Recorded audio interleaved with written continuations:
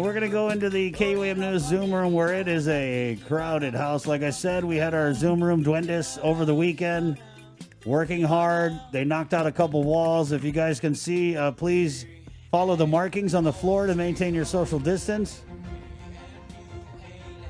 We actually gave you an extra 6 feet, so it's actually 12 feet between these candidates in case it gets feisty, in case it gets feisty.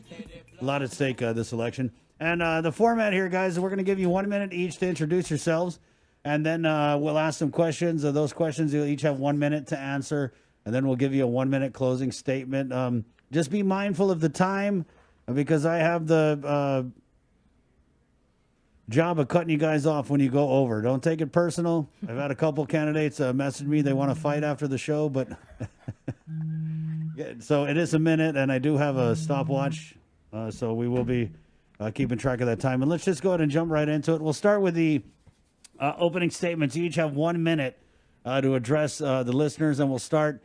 I'm just going to go. This is kind of looking like Brady Bunch over here, right? Who's old enough to remember Brady Bunch and the little squares? And yeah. Okay, good. We'll start with Robert Crisostomo. Robert, you have 1 minute to give your opening statement here on the link. Again, Robert Crisostomo. These are the Board of Education candidates, guys. Robert, your 1 minute starts now. Good morning, everybody. Chris, Sabrina, thank you for having me on today. I'd like to start out with my philosophy in education. That philosophy is, I believe that every child has unique gifts and unlimited potential to achieve amazing success in all their endeavors. To accomplish this, I think as a board member, it's important for me to produce the environment for them to nurture those potentials. I have a master's degree in admin supervision, admin degree in strategic studies, 21 years of educational services, 21 years of military service, and I'm currently the principal at St. Anthony Catholic School. I think there hasn't been a sitting principal sitting on the board, and I bring that to the table, that perspective. So thank you very much. Thank you, Robert. Next, incumbent board member. She is the chair of the Guam Education Board.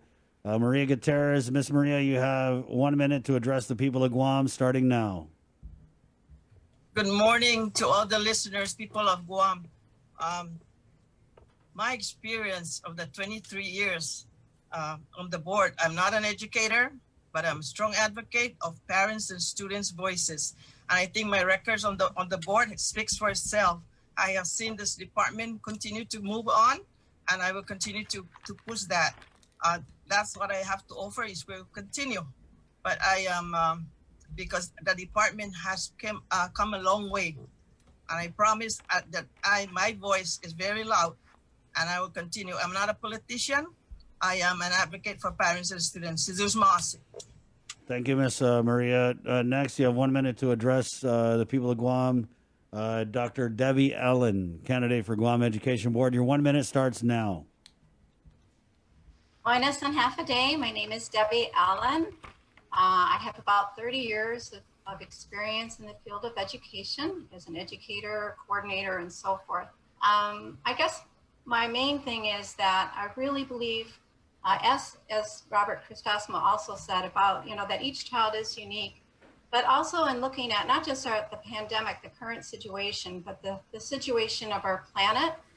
And I think we're at a point where we really need to look at how our education has not really, not just here in Guam, but has not in general prepared children to be observers, to be able to test out ideas, to be critical thinkers. And I think it's really important to connect learning to where they are and who they are, their own experiences, to help them progress not only academically, but emotionally and socially. Thank you very much for this opportunity.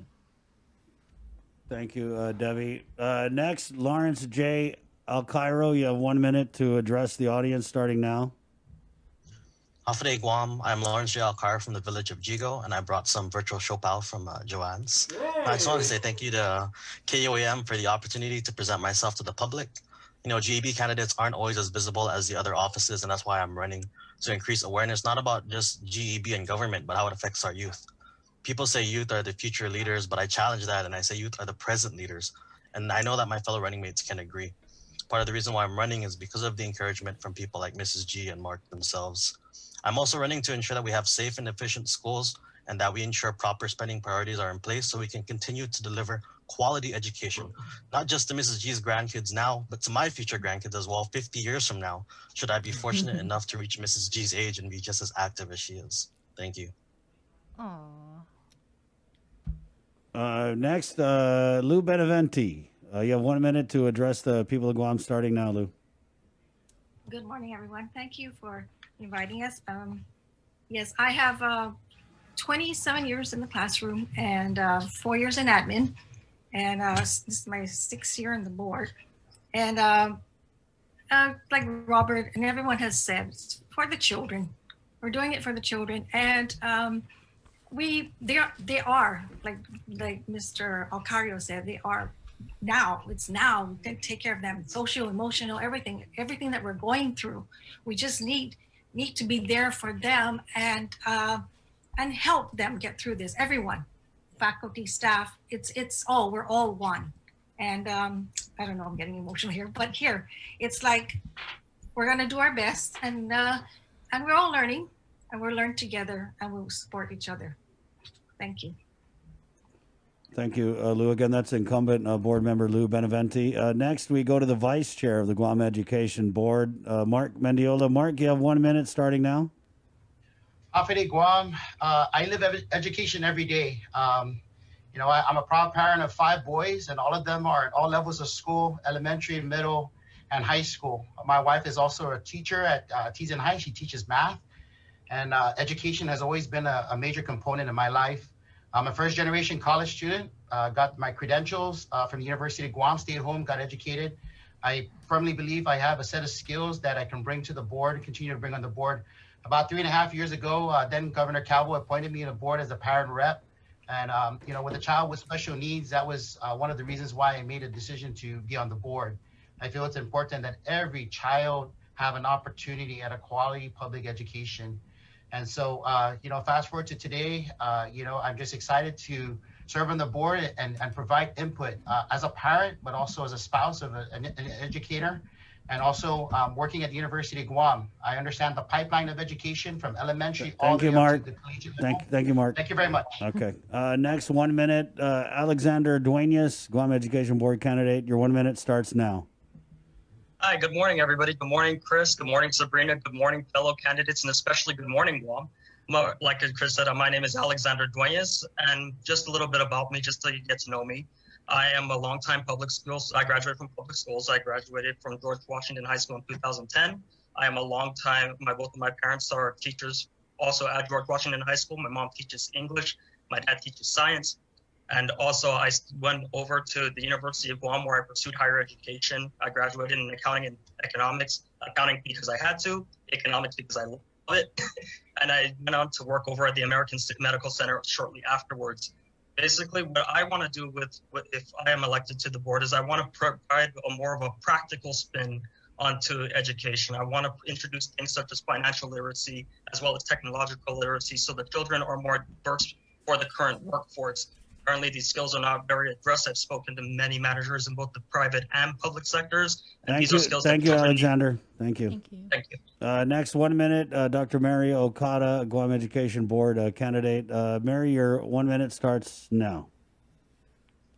Thank you for this opportunity to provide some conversation about being a member of the Guam Education Board.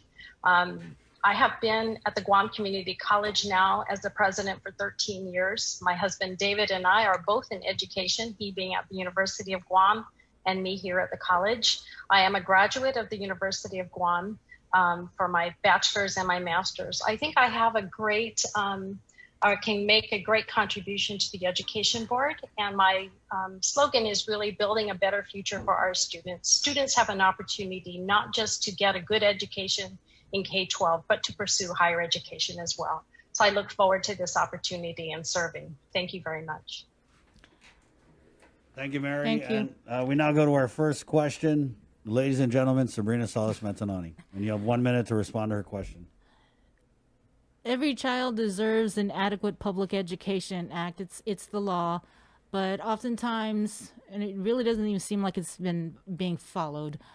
What will you do to ensure that once and for all, every child will have an adequate education? And we'll start with you, Mary.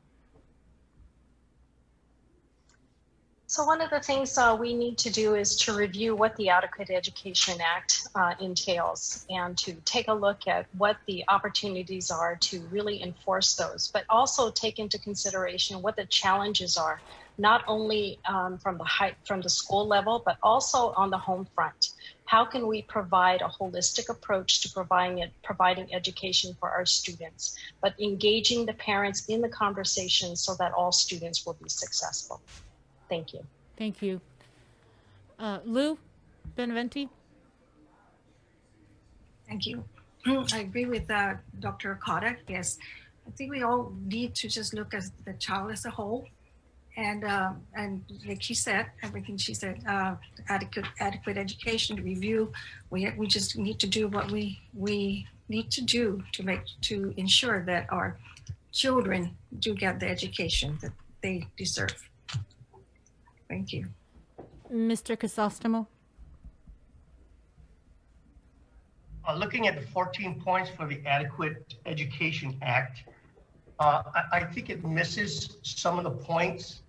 I don't think kids today in the Guam public school system are receiving adequate education. I don't think the number of water fountains, the air condition, all that contributes, but we need to look specifically at the curriculum being taught. And I don't think hard copy, giving it out and collecting it, grading it, some don't even grade it, is adequate education. So that really needs to be looked at closely. Thank you. Maria.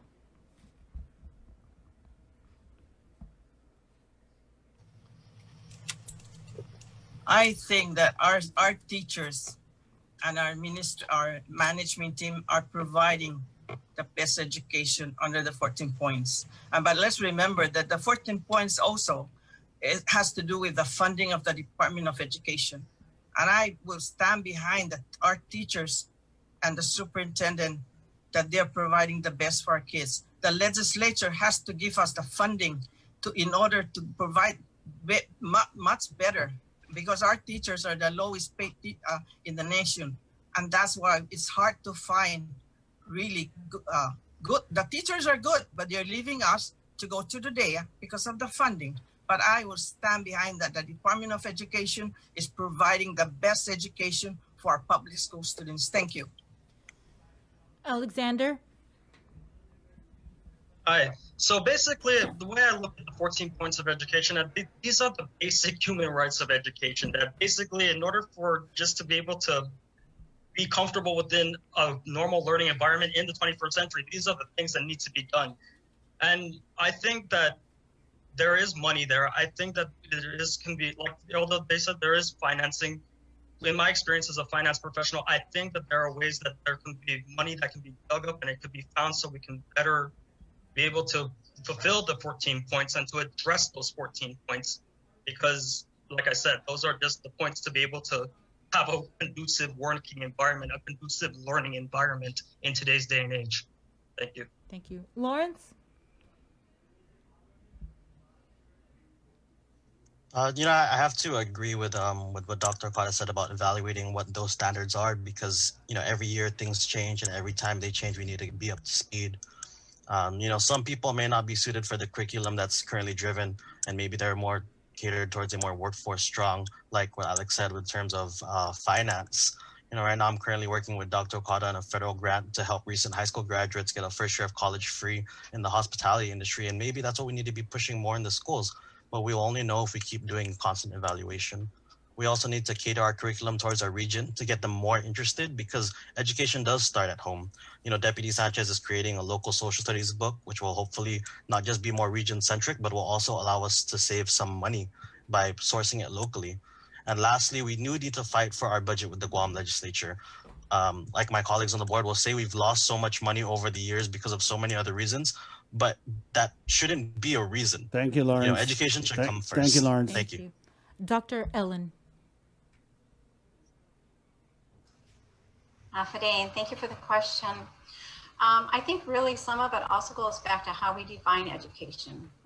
Are we basing that on kind of a Western definition of education? Or are we basing it on what we feel is important for our children to evolve and become community members who are able to address and observe and think about the things that need to be done in our community and throughout the world? I also think it's important to look at, yes, the different needs of our students, but I think that we can do this, and most educators do as best as they can. I don't always think it's, I'll disagree just a little bit in terms of the finances, because I think it's more about the commitment of the community, not just the school community, but the larger community and the family. I've seen communities on small little islands, and they are able to. Thank you, Deborah. Yes, thank you. And Mark Mendiola. 14 points, you know, it was a unique environment back in the day when this was created. You know, it was basically the legislature putting a set of eyes on the finances of the Department of Education. That's how our budget's crafted. We take the resources and the money and we put it into certified teachers, certified administrators, counselors, and the safety of our schools. Obviously, the environment has changed now where we're dealing with the pandemic and the resources are scarce. So the challenge really is like Mr. ALCAIRO mentioned, is advocacy. We have to advocate with the legislature. The pie is smaller than what it was back in the day, but we have to cut in and determine. And as a board, we need to basically determine what are our top priorities in terms of funding. For us in the past, has been curriculum, facilities, and safety. Those are the three issues that we basically channeled our resources to. We try to put all the money into hiring certified teachers, ensuring that our classrooms are filled with certified educators.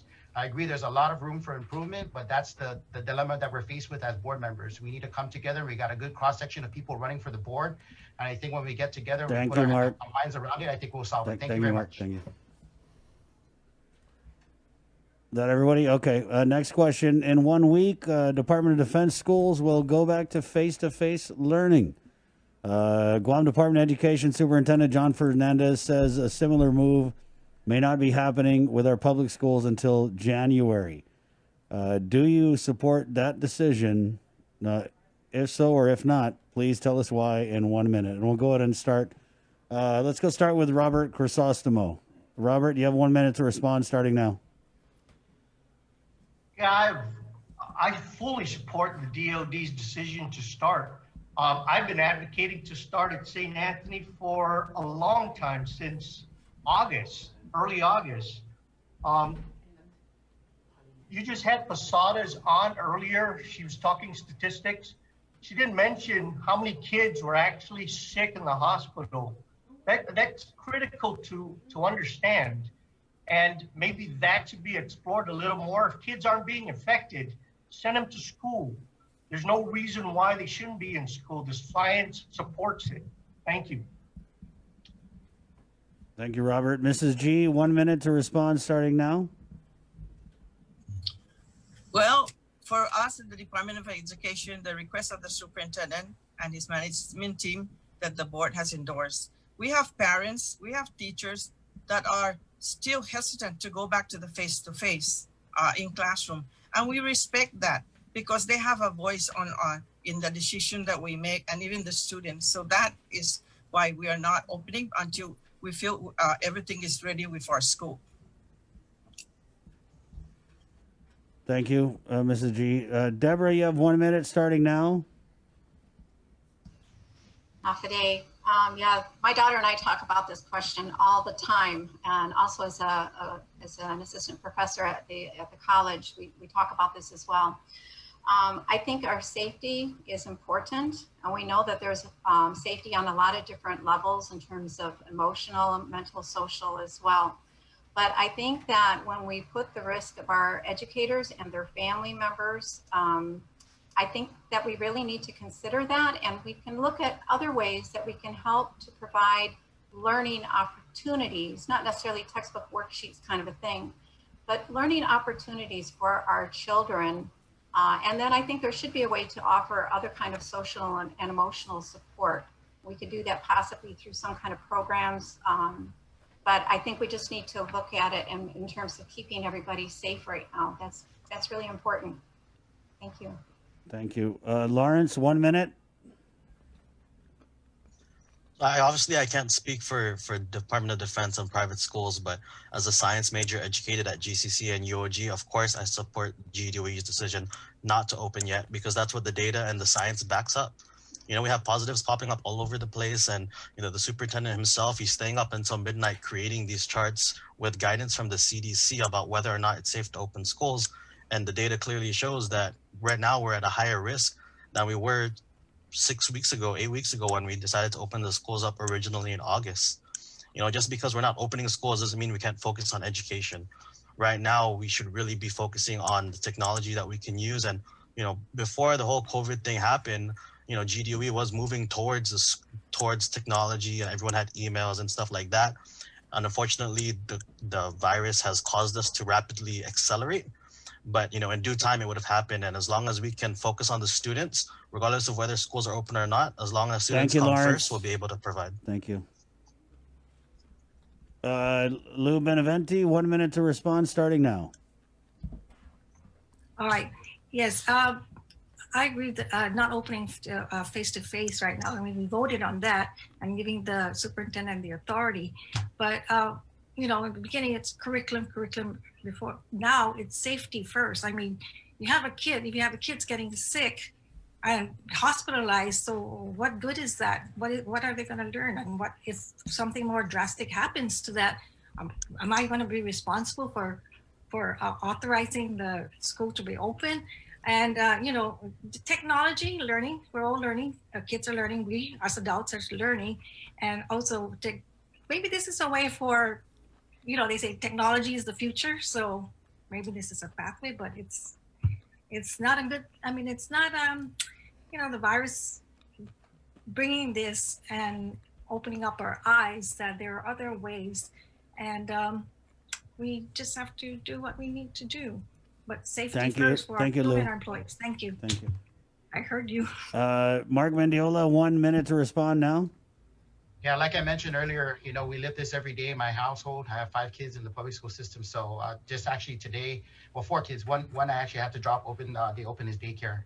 It's very stressful. It's very trying times for all of us. But you know, we supported the superintendent's recommendation. You know, when you have 30,000 employees and about 30,000 kids and about 4,000 employees, you know, there's a lot of factors that go into that. I can say that this board, though, has sought out the input of all the stakeholders, and it was a deliberate way in how we came up with that decision. And when the superintendent came up with the data and the science about where we at with the CDC, Mr. ALCAIRO mentioned that, you know, it was pretty much, we got to err on the side of caution here. And we'll just navigate through this. And if we have to do a step-by-step process and reopening, absolutely. But it's going to be everybody that's going to be involved in this process. It's just not going to be one person doing that. So with that, you know, I do not support the opening of schools at this time. And with that amount of people, I just want to be able to transition once we start to go back to some sense of normalcy. Thank you, Mark. Alexander Duenas, 1 minute to respond, starting now. Like with the other board members, I don't agree with opening face-to-face learning currently right now, because given the conditions, things are beginning to get worse and worse. And right now, we're not even completely done with the stuff yet. I mean, right now we've gone from double-digit increases to triple-digit increases in COVID positive cases. It's right now, we are entering the flu season, which means that things are going to be even crazier. If the objective is to spread coronavirus, then absolutely open up the schools. That's the way we're going to do it. However, if we really want to keep people safe, the teachers, the children, parents, your community, everybody, we need to make sure that if we have the authority to make sure that people cannot catch this virus and end up in the ER and eventually die, I would say it's a no-brainer. We have to do it. We have to keep these schools closed until it is safe, until the experts say it's okay to open. Thank you, Alexander. Dr. Mary OKADA, 1 minute to respond, starting now. I think there's an opportunity for us to take a holistic approach as to how we can safely maneuver and go back into the classroom. I'm not saying that we should go on a full-on approach and open all the schools at the same time, but I think we should consider some mitigation so that certain classes can begin and we can pilot this so that we can identify how we can safely bring the students back. I don't want to say 30,000 students and 4,000 employees should come back all at one time, but I think there's an opportunity for us to administer a phased-in approach so that teaching and learning can begin safely. Thank you. Bree? Yes. If elected or re-elected, what policy or policies do you feel should be changed, or do you plan on introducing? And we'll start with you, Lawrence. So one of the things that I want to focus on is really teaching our kids more about Guam and the region. Like I said earlier, I was talking to Deputy Joe Sanchez about the UOG Press developing social studies books for GDOE, and I really want to see the same, especially in the science curriculum. Prior to the pandemic, GDOE partnered with NIHI, and they also partnered with PBS Guam during the pandemic to develop PBS University, which wasn't necessarily an easy task for teachers, but they got it done.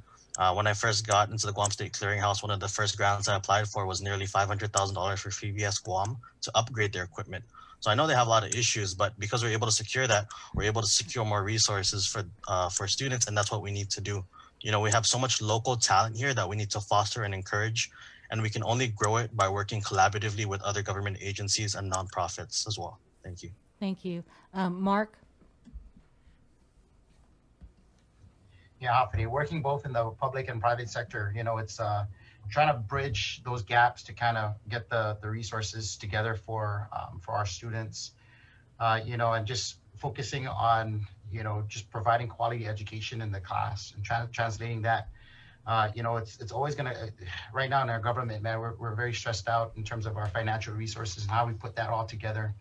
So, we don't, just moving forward, we just need to figure out how we can maximize the resources and ensure that the leadership of the department has the resources to carry out its mission. Dr. Ellen? Thank you. What a great question. So mainly what I'm looking at are a couple of things. We talk about this pandemic, and I know Dr. OKADA mentioned the word opportunity. And if you go back to the meaning of chaos, it's about danger and opportunity. And I think we have the opportunity to look at some changes, such as was already previously talked about, localizing our education. Babies from before the time they're born, they're natural learners. They're learning about their immediate environment around them through their senses. And then when they're born, they're learning by observing, and again, those immediate experiences. I think we really need to get back to some of that. Not that we can't learn about the world in other places, but really to ground ourselves in where we are, to connect learning to the learners through hands-on experiences, observations, problem solving, collaboration. So I'd really like to push forward with localization and Thank you, education Dr. for Ellen. sustainable. Thank you. Thank you. Maria?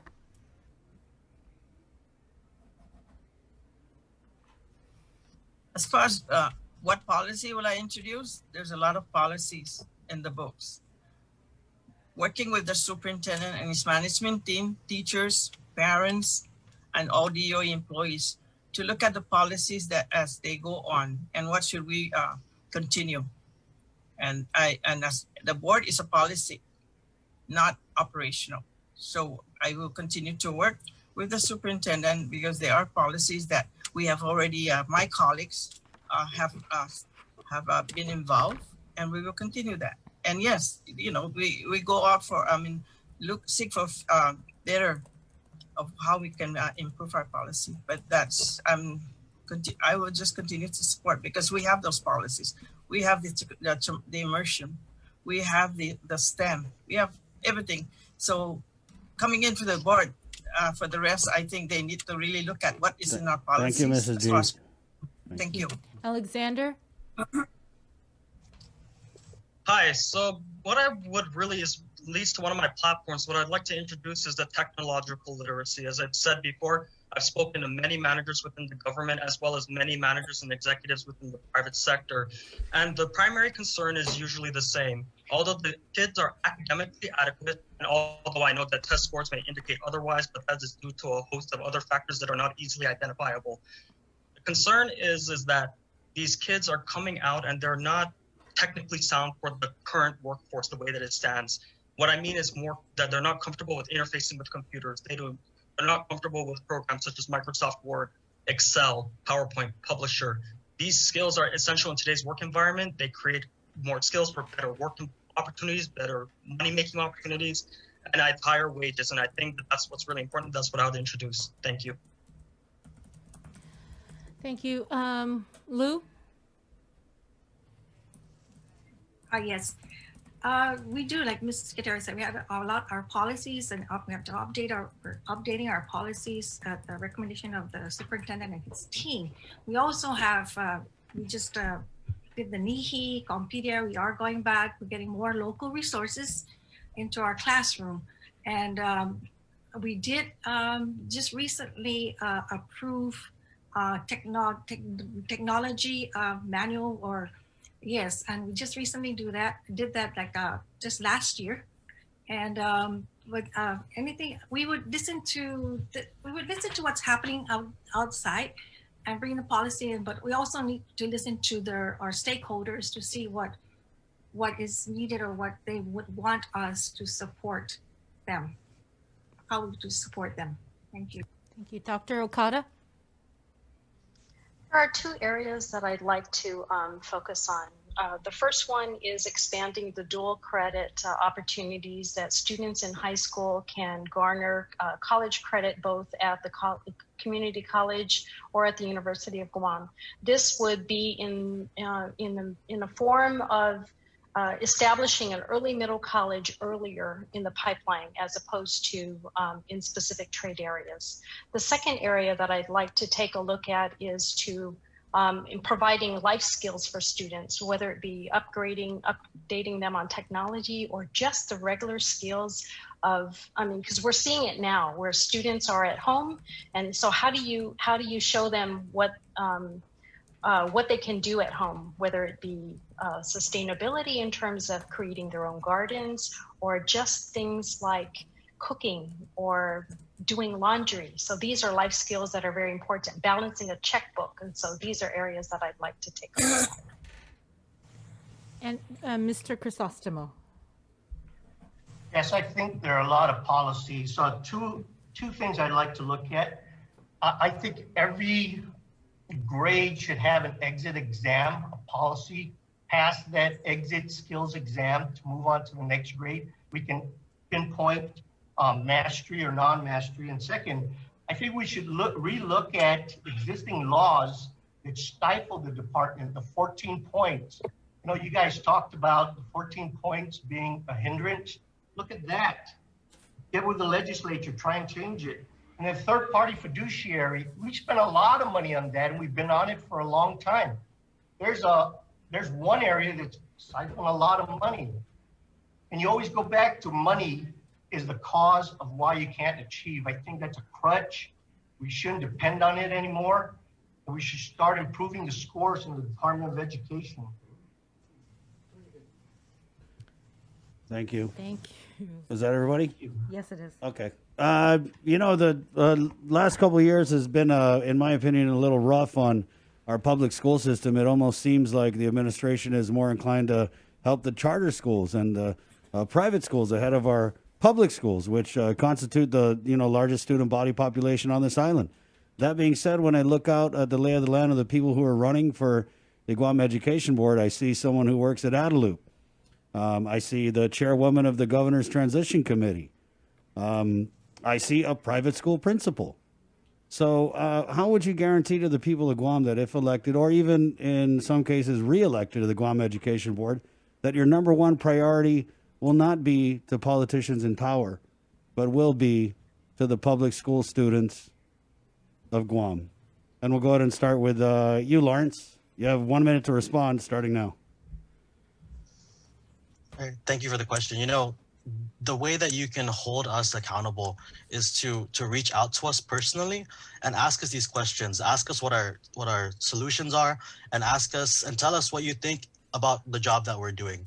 You know, the GDOE board has a public input section, and unfortunately, although I do watch the meetings before I was a board member, I hardly see people come in and give public input for whatever reason, especially now that there's Zoom meetings. You know, it should be a lot easier for people to be accessible.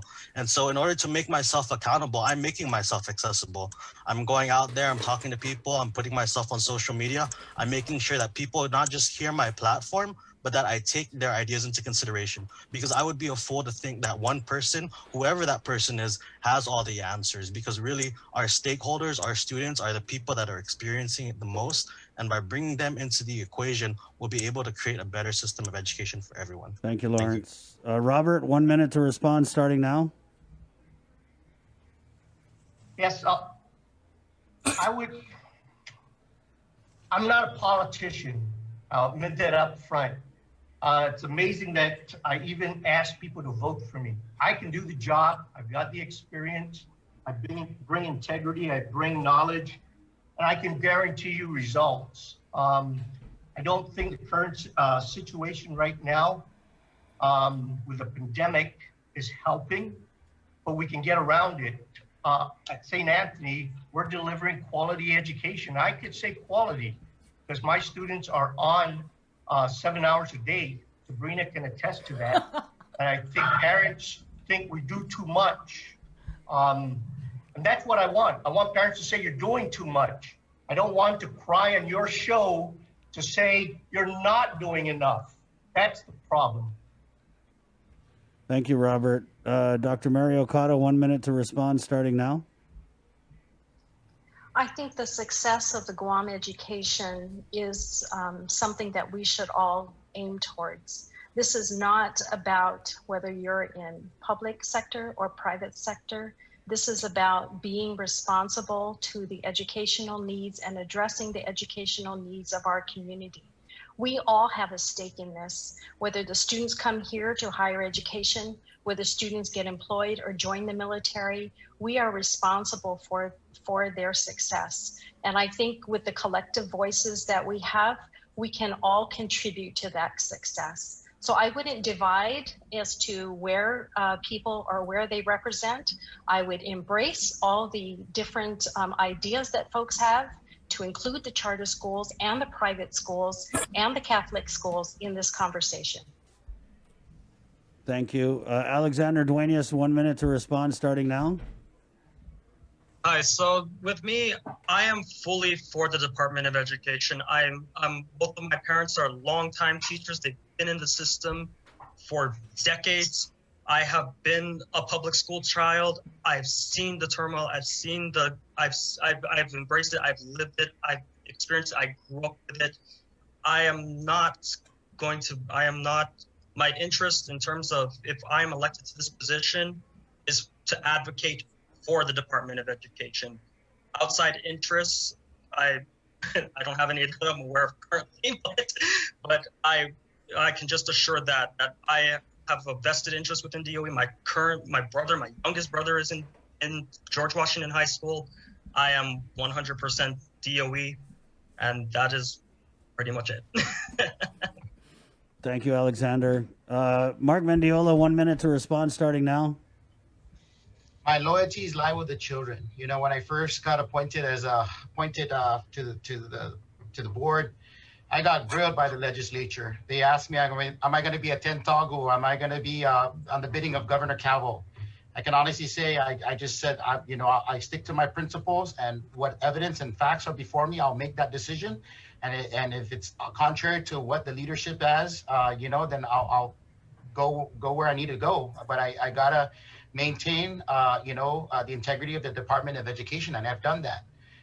We've gone to the legislature, even when they call us before the legislature and we take a hard position. Some of them don't like it, but at the end of the day, we have to say it, and we've been saying it, and we've been advocating. And like I said, my loyalties lie with the children. Whatever is before me, the decision, how I come up with that decision is based on what is put before me, the facts as I see it, and I will make a decision based on that. Thank you. Thank you, Mark. Lou Benavente, 1 minute to respond starting now. Yes, just like Mr. Mendiola, it's for the children. I advocate for the children. And well, what I was thinking is that whether charter school, private school, yes, Department of Education's number one, but we also have to think that public school, charter schools, they are children too. So, you know, we work as ones, we work together, but of course, public school would be, because I'm elected or into the Guam Department of Education, but on like everyone else, product of public school, I have 23 grandchildren and all that, all from public school. And it's like, what my focus will be on the public school students, what is needed. But in my heart too, all children are children. Thank you. Thank you, Lou. Dr. Ellen, 1 minute to respond starting now. Thank you. So, you know, I first came to Guam in 1993. It was a few days after the big earthquake. Probably most of you all remember that. And my youngest daughter and I came. So I taught here for a couple of years, and I know I was thinking it was going to be like villages, you know. It wasn't, but I learned so much in those 2 years. Then I was in Rota for 4 years. I've been around and I've taught in Oman, Yap, Kuwait, Abu Dhabi. But I wanted to come home. And so I've been back here since 2015, actually 2011, and then came back again in 2015. My thing is not about one school or the other. And again, like others have said, you know, I just want to provide or offer all that I've learned through research and experience, and looking at place-based education is the best optimal for learning. So I'm looking at the students and the teachers as well. We really need to also consider teachers. Thank you. So, yes, I see you're going for the microphone. Mrs. G, 1 minute to respond starting now. My loyalty is to the Department of Education. And the 33 years that I spent, that shows my loyalty. My children, my grandchildren, my great-grandchildren are all products of the Department of Education. So that is why I'm so involved. And I want to thank you, Alexander, for that comment, because yes, I am also a product of a public school, but I will not compromise my integrity to listen to outside influence when I make decision for the Department of Education. And I will stand against anyone who tried to influence me to go the other way when I know it's not in the best interest of the Department of Education, the students, the teachers, the wonderful teachers. This is the first year GFT have ever worked with the Guam with DOE and to everyone. So my loyalty is to the Department of Education. Thank you. Ladies and gentlemen, Sabrina Salas Mantanani. Okay. The Guam Department of Education is currently experiencing a $15 million cut to its current budget. It was passed with the override of the governor's veto of the budget bill. And the superintendent is currently, as I understand, working on a plan on how they're going to survive this $15 million budget cut. What areas, though, and how will you work with him? What areas do you see should be cut from the Department of Education's, budget? And we'll start with you, Dr. Okada. I think one of the areas that we can take a look at is in terms of utilities. Utilities is one of the higher areas of expenditure. And by including renewable energy and other cost-saving measures, that would be one area. I'd also like to take a look at the staffing pattern in order to maximize the employees that are currently there.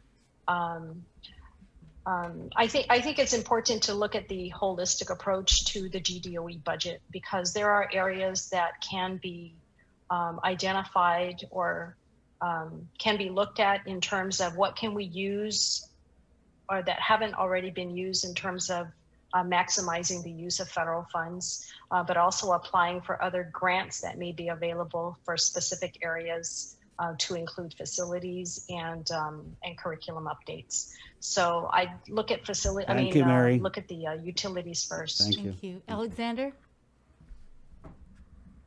Hi, so whenever I'm looking at things such as when it comes to wages and salaries and things like that, or when I'm looking at the overall financial health of a company, I really need to get into the nuts and bolts to figure out exactly what's going on, because usually large lines are given, but details, a lot of things are hidden within the little details that you can really pick at. If I had to talk, I mean, wages within any organization, that's going to be your largest expense. That's just the way it goes. I am not an advocate for laying people off just because that has a domino effect on any economy. So that's just wrong. I'm more of an advocate for seeing what positions are essential, which ones absolutely need to be filled, which ones don't need to be filled, and then let people go through attrition. Basically, when they retire or when they leave, just don't refill the position.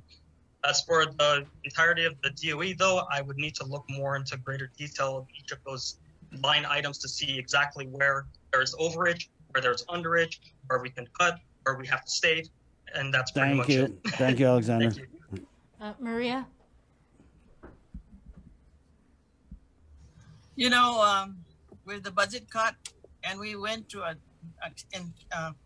work sessions after work session, trying to find to do our spending priorities. And with this is where this 14-point comes in.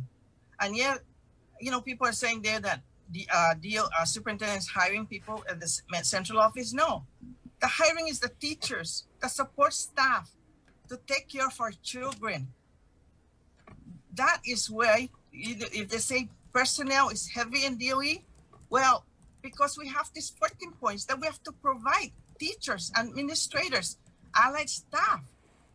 The federal funding cannot do everything. So we have to be very mindful that this budget cut is hurting DOE, and the superintendent is not going out on a spending spree. He's very careful, and it's going to impact. But we're not going to lay off any teacher or employees that take care of our kids. Thank you, Ms. Maria. Lou?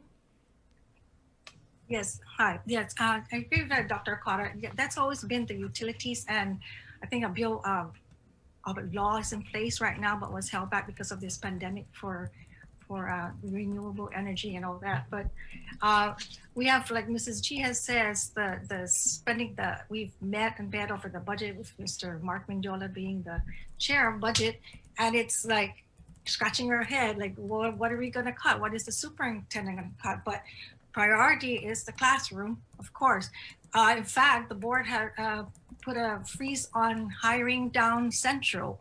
In central office, it has to come before the board to be approved. And so that's what we've done so far, and we will continue and just prioritize them. Teachers, yes, teachers are the priority there. And even this, when school face-to-face, the aides were really short, but we've never really cut anything except downtown to freeze. Thank you, Lou. Thank you. Dr. Ellen? So yes, I agree also with Dr. Okada in terms of utilities and looking at ways that we can be a little bit more sustainable and using a more kind of a sustainable approach. You know, a lot of the buildings are old. I've walked in some and it just reeks of mold, and they're old AC units and things like that. But how can we do it in different ways? How could we open up our classrooms so kids can be more outdoors even, right? One of the things I also think that we could look at, and again, as pointed out, is, you know, I would really need to look at more of the details, but in terms of textbooks, I don't really know why we need to put a lot of money in textbooks when they have the whole island that they can learn from and the internet that they can learn from.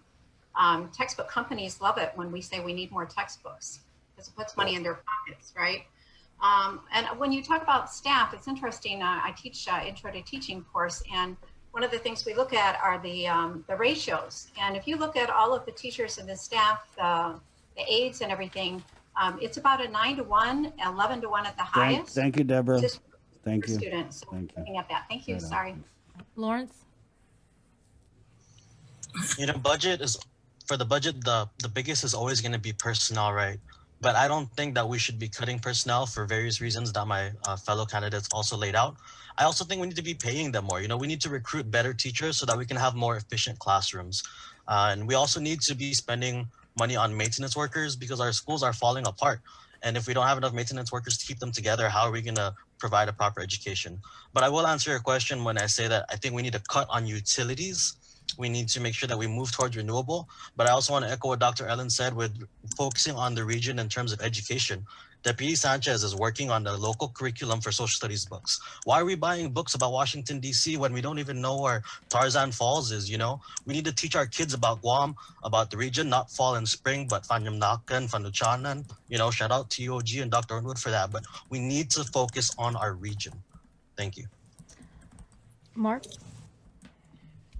You know, the Department of Education, I'm the chair of the Budget and Finance Committee. We absorbed millions of dollars in cuts from the legislature since 2018, $30 million to be exact. You talk about renewable energy, we've tried. We continue to put, there are pilot programs right now in 4 different schools with partnership with GPA to help reduce the cost. We also invested some money on leak detection for our water problems that we had in the South. We have leak detection equipment now, so we can conserve and look at the issues with the old dilapidated schools like some folks mentioned. You know, one of the things that we need to do is get out of high risk. That is about $27 million since we've come on board. Since I've been on this board, we put about 2 years and we work January. Hopefully we got good news. We're going to be out of that. That will put 2.5 million back into the school system. In addition to that, we also got to look at, you know, advocating at the legislature and making sure that they streamline appropriations to the Department of Education. They cannot say we're going to give us money from this pot and then don't give it to us. You know, those are the things, and we got to let the community know that's what they're doing to us. And we will prioritize based on that. Thank you, Mark. So, thank you. Thank you. And Mr. Crisostomo? I don't think anybody would disagree that the classroom is everything we need to protect what goes on between the teacher and student. My colleagues have been talking about money, going after the money. I think we should look at it the other way. You raise the test scores of these students. The government, the legislature will not cut your budget if you are producing high scoring test scores on the Act Aspire. Everything would trickle down, but you got to look at your personnel. You can't have a $15 million shortfall and not cut something. You can't keep adding. That's crazy. You got to start cutting, make the hard decisions, and go after it. I think you're personally, I think you're too big in personnel. That's my assessment, my opinion. If you want more money, raise the test scores. That's what I think the public is saying. Thank you, Robert. Thank you. Was that everybody? Yes. Okay, we now move on to our closing statements. Each have 1 minute to address the people. We'll go ahead and start with Dr. Mary OKADA. 1 minute starts now. I want to say thank you to all who have taken this challenge to run for the Guam Education Board. I look forward to working with several of you. I ask for everyone's support of my candidacy to this board. I believe I have a great financial foundation, and I have success that we've been able to share with the community for many years. And I'd like to share that with the Guam Education Board by being a member of a great team. Sidus Masi, thank you again. Thank you. Alexander? All right, so basically, like I said with my platform, I want to advocate for financial literacy in classrooms and technological literacy to give students an earlier start for a broader base or type of skills that they can take throughout their entire life. I want to provide additional support to the Department of Education in terms of finance, and that's just extra eyes, extra ears. And finally, I want to advocate for teachers and administrative staff to have extra support because they are DOE's frontliners. They are the ones who are out there. And that's basically my platform. That's what I would really like to do if elected, if the people would have me. My name is Alexander Duenas. Once again, I'm number 4 on the ballot. Thank you very much and good luck to all. Thank you. Mark Mendiola, 1 minute to issue your closing statement starting now. I'm very excited about this election. 2 years ago, there was hardly anybody that was willing to run for the board. Now we got a good slate of candidates that are running for the board, a good cross-section. I agree with a lot of the comments that was made here. One thing you're going to get from me is that I'm willing to work with everybody. And the board acts as one unit. And even if there's a dissension, if the board takes action, we got to act as one unit. No surprises from the Department of Education. We're going to continue to be transparent, give the information out so people know, work with people, our stakeholders, get them involved at the front end rather than the tail end and putting things down their throat that they may not be willing to accept. We got to continue to provide stability in the leadership of the Department of Education, continue the track record of clean audits, financial audits that the Department of Education has got itself out of, and really work on this high-risk status so we can get immediate cash infusion back into the classroom. I look forward to working with everybody. Number 3 on the ballot, Mark Mendiola. My loyalty lies with the children, lies with the Department of Education. God bless.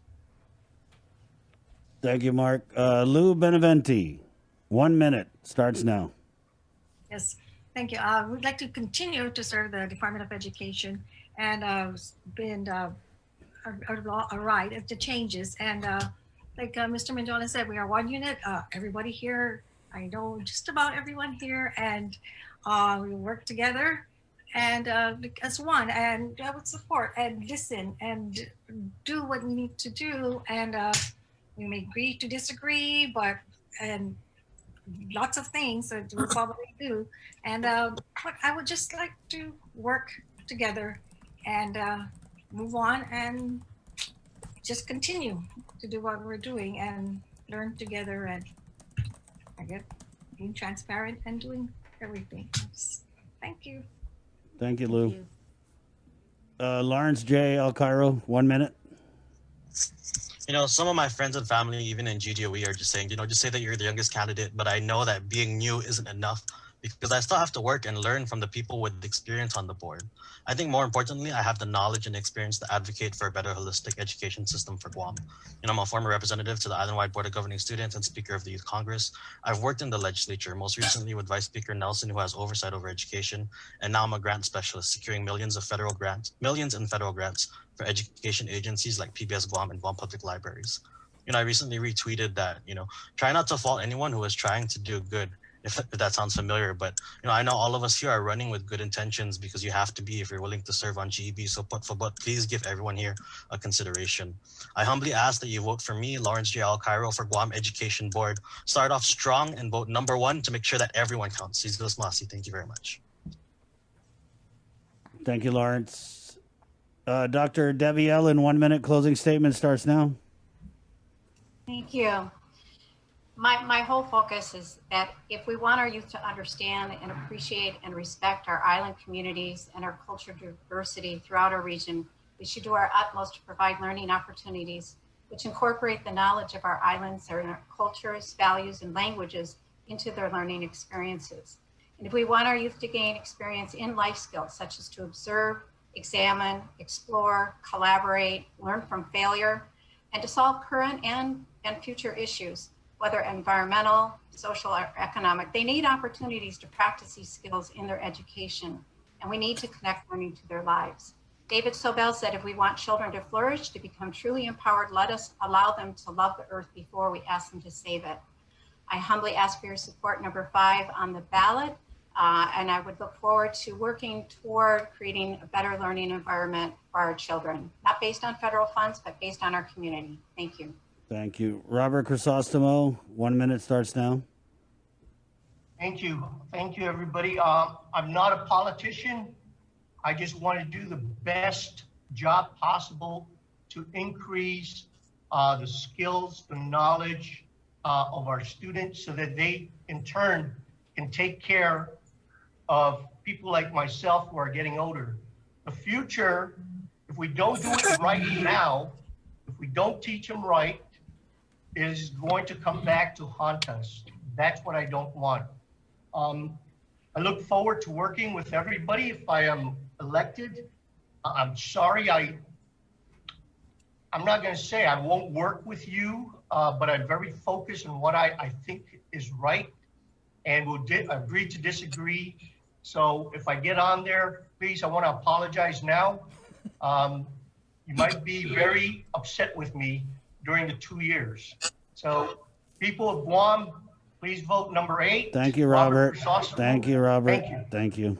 Miss Maria, last word, 1 minute closing statement starts now.